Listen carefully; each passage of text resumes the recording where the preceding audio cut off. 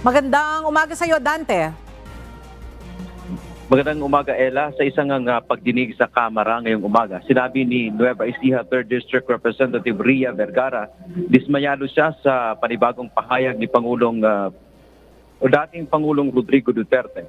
Sa press conference kagabi ng dating punong ehekutibo na nawagan ito na pag-isipan muli ng militar o sandatahang lakas ng Pilipinas ang kanilang posisyon sa pagbibigay ng suporta kay Pangulong Ferdinand Marcos Jr.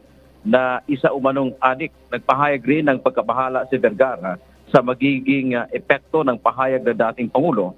Panawagan ito na itigil na ni ex-PRRD ang paglalabas ng pahayag laban kay PBBM. These are careless and unfounded, dangerous statements that are meant to destabilize and divert our country's attention from Congress' mandate to review and expect accountability, transparency from our fellow government colleagues.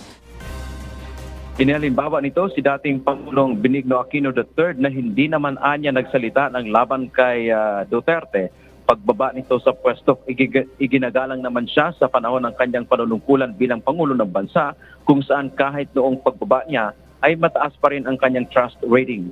Naniniwala din anya siyang kaya naman ni Vice President Sara Duterte na harapin ang pagdinig ngayon ng Kongreso sa issue ng confidential funds ng OVP at gayon din ng DepEd. She is your daughter. But who will benefit should your call for the military to rethink their support to our president materialize? Please rise above your interest. Ito po ang buhay na pinili natin. Please do not divide our country.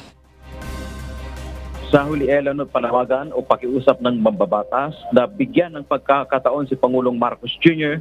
na gampanan ang kanyang tungkulin bilang pinakamataas na opisyal ng bansa. Yan ang ating update mula dito sa Quezon City. Balik sa iyo, Ella. Maraming salamat, Dante Amento.